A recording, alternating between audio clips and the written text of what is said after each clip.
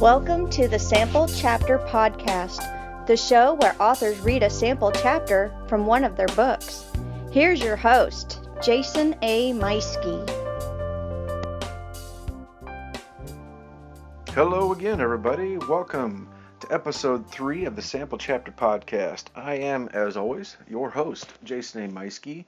We've got a big episode for you today. Not just big in the sense of that I'm excited for it. So this is our first ever Skype interview, and it was a very long interview. We had a lot of audio problems, a lot of things happening in the background.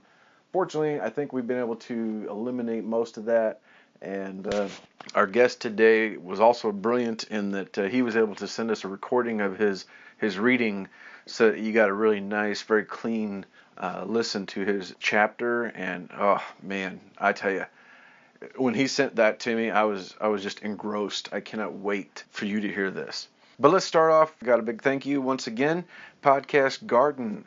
They are our host, the host website for this show, podcastgarden.com. You can find a ton of other great shows on there. If you are interested in finding more shows, if you're interested in creating your own show, head on over to podcastgarden.com and you can start your own show for free. They're fantastic. I wouldn't be here without them. Make sure if you have any questions, if you have any recommendations, if you are an author who has recently put up your own book, your first book, or if you've put out 100 books and you're interested in this show, you're interested in widening your audience, you want to come on the show, please email us. You know somebody you want me to talk to, send me an email.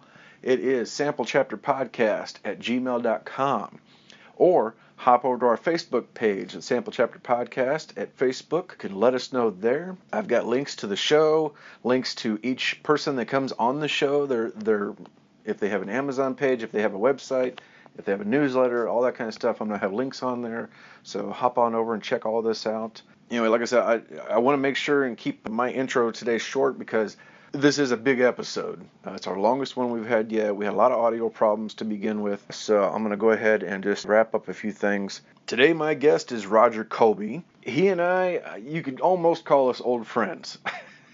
Back some years ago, Roger was on his own podcast at that time called Fanboys on Fiction. That's how I found him. I came across him, and they spent a few minutes talking about fiction writing, how to go about it, things, to improve on, all kinds of great stuff. Then they spent another few minutes talking about something in the fanboy culture, whether that's movies or comics or whatever. And it was a blast. I had a fantastic time listening to the show. That's how I reached out to Roger, and all of a sudden we started corresponding, and things grew from there. We got to meet each other. He was in Kansas City 2 years ago, and I ran up there, and we got to meet. I mean, Roger and I would just talk like old friends. We had a lot of fun. Roger's been a big inspiration for me, and he's actually the one who has led me into so many of the things that I've done now with my own storytelling, whether that's advice he's given me, inspiration, believing in me to not give up, and I owe a lot to Roger, and so I'm really, really happy to be here today, getting to bring him on the show. Like I said, I got to meet him in Kansas City a couple years ago. He came down here to my hometown. He was passing through. He stopped at my hometown. We had lunch. Got to meet his son. My wife came along again, and that was great. We had a really good time. Roger he's got his own website. It's Writing is Hard Work. That's his blog on WordPress. He's also on Amazon. He's got a wealth of books out there already. I can recommend any number of them. They're all fantastic. They're all really, really great. And most of them have an underlying message behind them. I mean, it's not just sci-fi. They're telling you something more. So that's something I think is really, really awesome in his storytelling. Roger also has he'll tell you a little bit about it, but he has a little article he wrote some years back called 10 Tips for Writing, 10 Tips from Tolkien on Writing. Oh, gosh, he'll be able to tell you about this. So, long story short, though, what happened was this was an article that he came up with. It was fantastic, and it was so well liked that somebody plagiarized it and used it as their own, and suddenly it went viral. And Roger was able to finally get that knocked out and reclaim it and show that, yeah, he was the one who wrote this. and it was a big to-do. He does touch on it in the interview. Anyway, I'm wasting time. I'm just so excited. So I'm going to go ahead and just get us on over. And ladies and gentlemen, my friend, Roger Colby.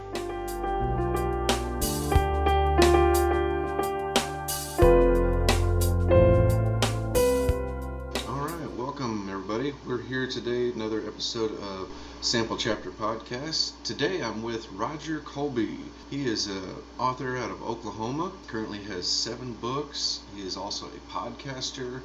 Been on the airwaves, I guess as you'd say, for a few years, and that's how I came to know him, and I'm a big fan of his books ever since. So welcome, Roger. How you doing today? I'm doing pretty well, Tell us a little bit about yourself to start off here. Who are you and what do you do? Well, by trade, I'm a teacher. I'm an English teacher. I teach advanced placement. I teach English at a little school in Little Axe, Oklahoma. I've been doing that for about 20 years now. But I've been writing since I was about 16, throwing out short stories and mostly. And I spend a lot of my time writing, but I have, 4 kids. They're all teenagers, and God help me. Keep pretty busy, so churning out books is kind of one of those things I do to unwind, I guess. And, I've been doing this for a while now, so it's been pretty good. I've enjoyed it. That's great. So to give the audience a little bit of background, Roger's a podcaster. That's how I met him, sort of. I became a super fan of his show, Fanboys on Fiction, and used to write in, and that's how we started to correspond. Like one day I was on there. I was reading the email, and there's Jason. I couldn't pronounce his last name at all. I was like, what is that? Okay, which he deals with that his whole life, probably, right? Yep, that's right. Yeah, and me, up to Kansas City for the conference, and then I called you up and we met and talked for a while, you and your wife, and had a great conversation. Found out we're pretty much the same kind of guys, we just writing and living our lives, trying to do what we can to survive and also churn out books, so it's pretty good meeting you. I really enjoyed the conversation I had with your wife and you, it's a pretty mutual friendship, I think, and I just wish we lived like next door. Yeah, that was fantastic. I couldn't believe that like a year before when I'd found your show, that a year later I'd be meeting you and we've become friends. So this is pretty cool. And now I'm on my own show. Hey. Well, like I said, it was Providence. You needed somebody to talk to about your work, and I needed somebody to talk to about my work, and we just kind of, that's how it kind of worked. I've always said you need to find a writer group, even if you don't have one near you. You need to find people that you can talk to about your books, or you'll go crazy. Mm-hmm. Yeah. All right. So let me ask you then. So you have a lot of background. You're in media. You're a writer. You're a blogger. You're a podcaster. Which of these have you been doing that you found the most joy in so far? Is there one of them? Oh man, that's a difficult question. Actually, I enjoy all of them. And, the blogging I haven't really done very much lately because I kind of run out of material after a while, and I'm thinking about just starting a website, and putting all my old articles, on that, especially the 10 tips for writers from Tolkien, which has had so much traffic it's actually been plagiarized. That's a really interesting thing to happen to you, is to get plagiarized. Mm-hmm. That's not fun. I had to go through a lot of angry emails and eventually got to the bottom of it. But, I think first and foremost, I really enjoy writing when I'm just sitting there working with characters and creating worlds and just, figuring out backstories and banter. I love writing dialogue. I really love writing dialogue. Mm-hmm. But, just getting to do things like this and getting to talk to people who've read the book or something, and they're like, oh, I read the book and I really enjoyed it, or I read the book and I really hated it, and here's why. And I'm like, okay, what can I learn from this? But that's pretty much what I really enjoy about it. I enjoy all of it, but mostly just writing. And here recently, I've been doing this podcast with a guy named Richard Coots, who is a fount of pop culture knowledge. That's his moniker. This guy he's a human IMDb. Yeah. No, but Richard's a really good podcast partner. It's been fun. I love having a podcast where I talk to somebody in the room because I think it makes it more, real and interesting. But we just do this podcast where we talk about just whatever we want, and then we throw writing stuff in there, and then sprinkle that in because I talk about movies and stuff we're watching and viewing from a writer's perspective, and then he talks about it from a pop culture perspective, and then we spend the last few minutes of the podcast talking about some terrible movie that we saw. Yeah. And we call it the dollar rental of the week, and we just talk about this awful movie because we love bad movies. But that's fun. But I don't know, I enjoy all of it. Writing the most. Yeah. Great. So you are a science fiction writer. What makes the best kind of science fiction according to Roger Colby? I'm a huge fan of a lot of different writers. Philip K. Dick, I really love his work. I also love Arthur C. Clarke. I'm a huge Tolkien fan, of course, but I don't write fantasy. I think there are elements of his work that kind of come out in what I'm doing. But mostly, I think good science fiction. I don't write hard science fiction. There's a difference between hard science fiction, which is all about like real hardcore science, and speculative science. And then there's like me, which, I have things happen in my books, but they are, they make sense scientifically, I guess. Star Wars science, it's like, why is that lightsaber just ending right there and not going off into the universe? Well, because it's Star Wars. It's like there's some suspension of disbelief, but I think science fiction needs to have, number one, any book needs to have just a really good story. If it has a great story, who cares about the MacGuffins, as Hitchcock said, the things that drive the story along that nobody cares about? It's a non sequitur. Why worry so much about how the ship gets around the universe?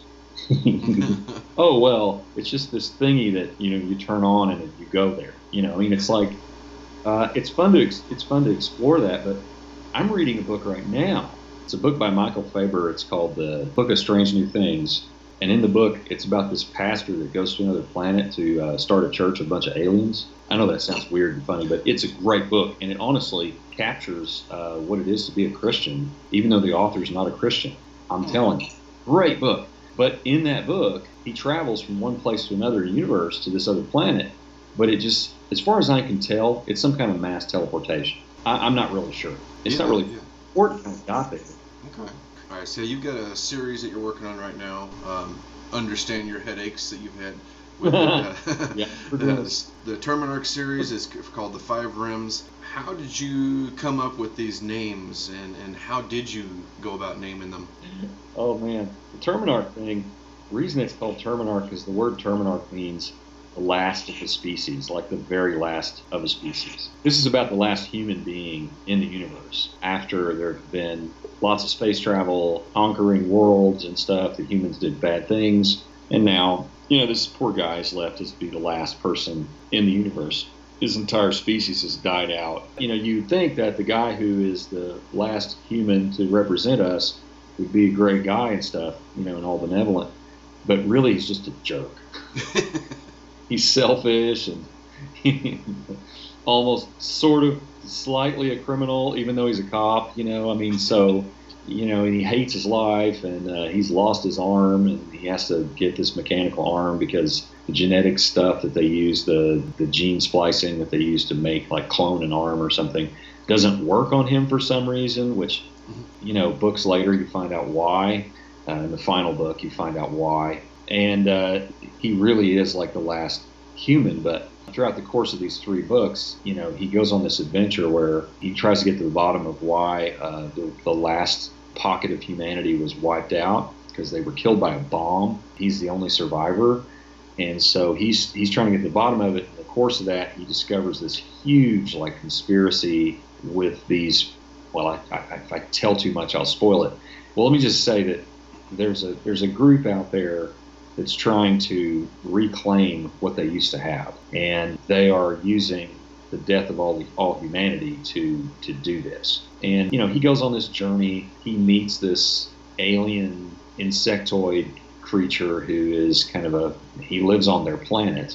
The human pocket lives on their planet. But in the course of their adventure, they discover that even the people in charge of that planet are against the both of them, and they end up having to basically fend for themselves and try to figure all this out. And it's not really discovered until the very last book as to what is the entire plan. It's kind of like an onion, there's like all these layers, and you dig down and you find out more and more horrible things that are going on, and all these plans that these Emperor Palpatine types have created. And you find out that the person you thought was the villain is actually kind of a lackey. What was really fascinating for me on this too is that you get the lone human, and he's there on an insect planet. There was a couple of races, and what was fascinating for me was that they don't even speak English. They don't even vocalize English, and yet I had no problem following along whenever they did speak using English or Terran. How did you come up with that? How did you go around that? Okay. I took a note from Arthur C. Clarke's book here. Arthur C. Clarke's idea was that if you have an alien species out there, it's probably not going to be like us. It's probably going to be really, really, really alien. The bugs in the book communicate kind of like bees. I studied bees, is what I did. It was like, how do bees communicate? Bees communicate through pheromones. They let each other know where the honey is, or where the pollen is, by that, and by dancing. They do this little dance, and they tell everybody like these body motions. So I was like, well, what if there was a species that communicated through pheromones and through body language? And it's very intricate communication, and it's very precise communication. They can even communicate emotional stuff through the pheromones. So what was crazy with that was, okay, how am I going to communicate with humans?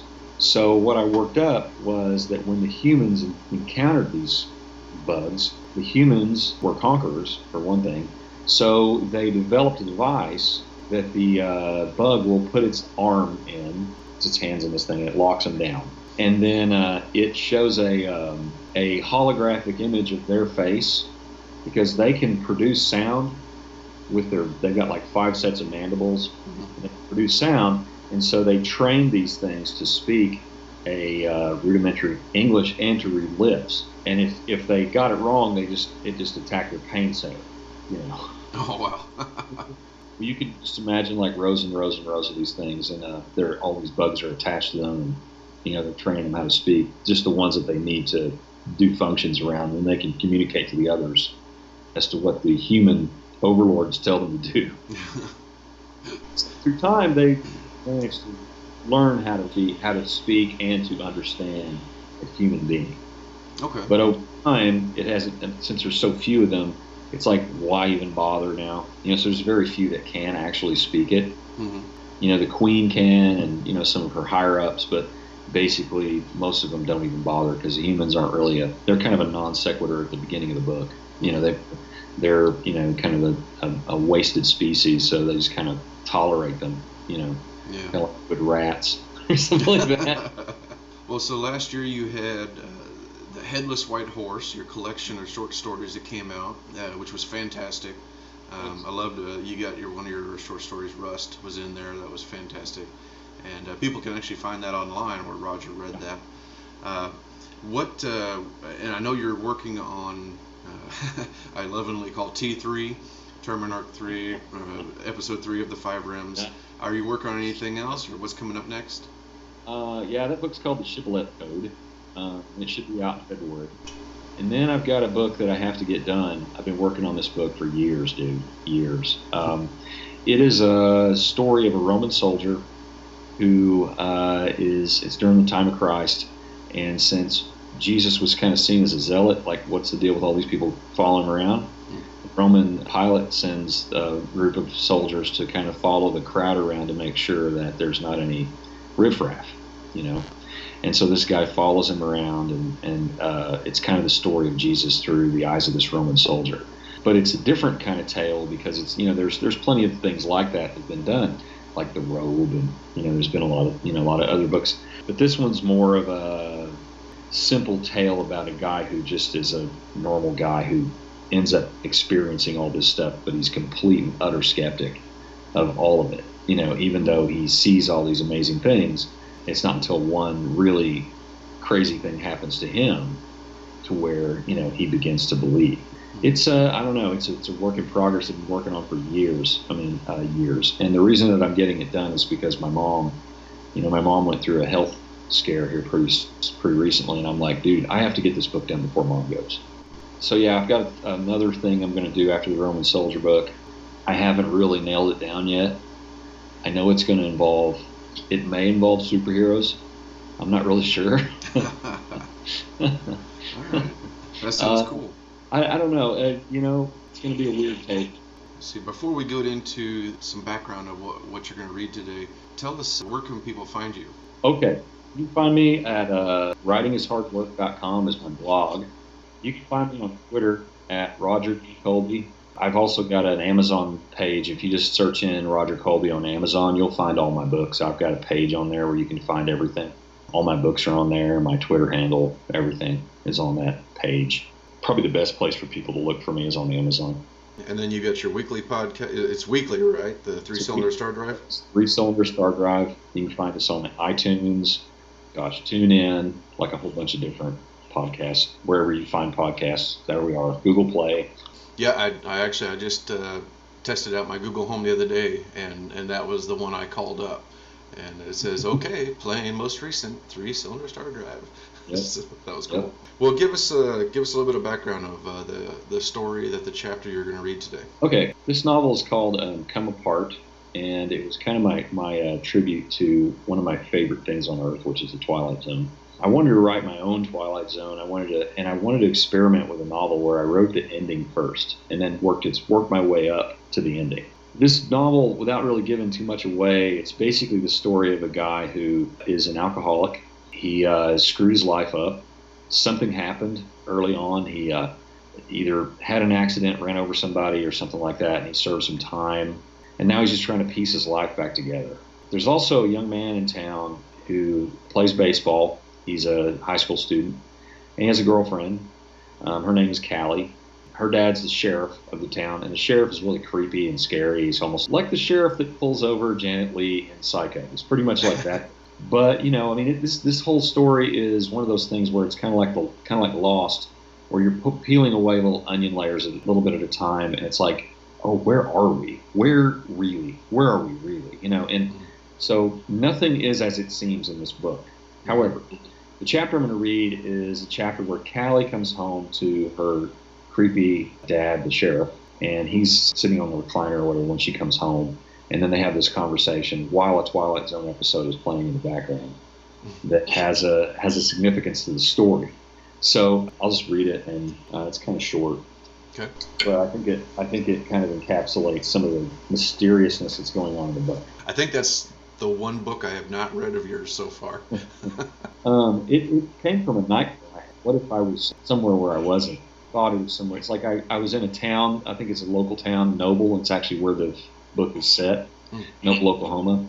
And I just remember I was on a bicycle or something, and I rode outside of town. And when I got outside of town, instead of what normally you would see, which is a stretch of highway, it was just an endless desert. And the road went right down into the desert sand. A little distance out, there was a stoplight just sticking up out of the sand. Wow.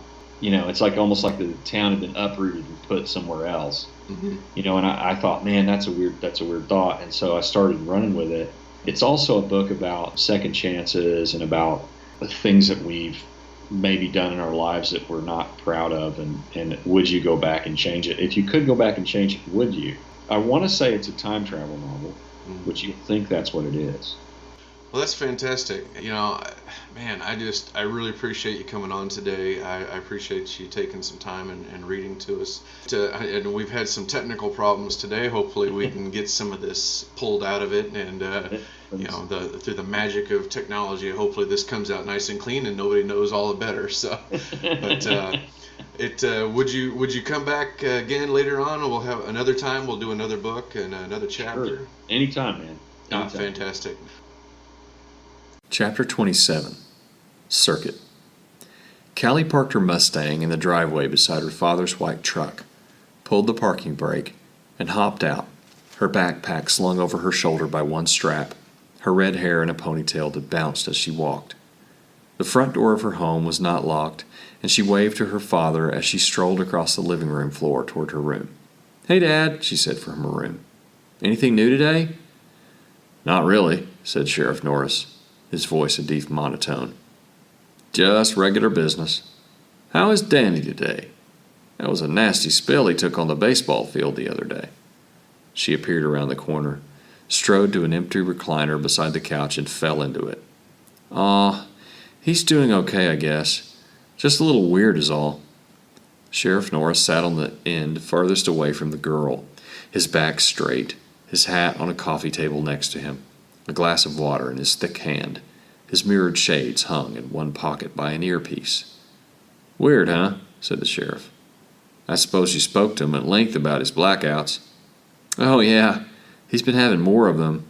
And he also says he's seeing some weird things." There was a pause as she grabbed a remote control from the coffee table to her right and pressed a button, turning on the large flat-screen television that sat in front of them on a small table. A black-and-white image flickered to life. A theme song, a monotonous chime of guitar strings, repetitive and yet somehow soothing, overdubbed by the gravelly voice of a man who was narrating. Soon the images of a small suburban neighborhood appeared, and the gravelly voice began to explain about the nice people who lived on Maple Street, and that things were about to get very strange for them indeed. Monsters were set to arrive. Sheriff Norris took a long, slurping drink from his glass of water. "Did Daddy say anything to you about Mr. DeFord?" he asked. Callie sat for a moment, staring at the television and the people who were becoming increasingly paranoid of one another, and she nodded her head in disagreement, pursing her lips ever so gently. "Are you absolutely certain?" he said again, and she felt his breath on her cheek because he was suddenly that close to her, his stubble very visible. Her fingers gripped the brown leather arms of the recliner. She turned, startled. "Yeah," she said, her voice shaking. "He didn't say anything about Mr. DeFord. Just about some massive headaches he's having and that he gets nosebleeds. That's all." He returned to the couch, his heavy body sinking into the groaning leather, his teeth clinking in the glass as he took another long drink of water, draining it down until the bottom was very dry. His lips slurped a bit as he placed the glass carefully on the table to his left.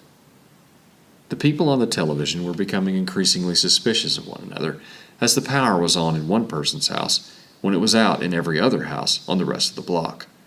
The young boy who looked like plastic to Callie told all of the other people on Maple Street that the aliens look just like us.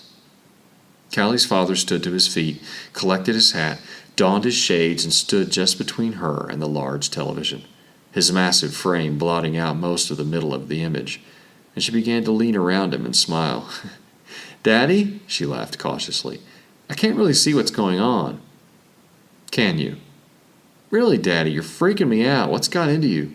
As if her last words were some kind of cue, he reached down, his arms a blur, and grabbed her by the shoulders, lifting her out of the chair and holding her in front of him like some type of doll, her legs dangling below her.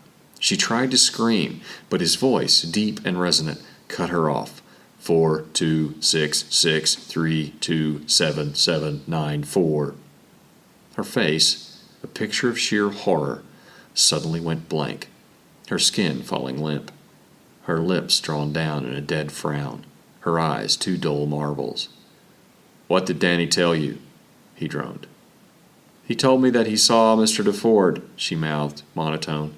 "He has no memory of what happened to DeFord 1-1. It is clean. He also recalls one Grant Arterbury. He has not forgotten him. He has also shown the pattern of failure in our relationship. The course of events as before seemed inevitable." The people on Maple Street were seeing a faceless man approaching out of the darkness, and he had a hammer attached to his hip that swung back and forth as he walked.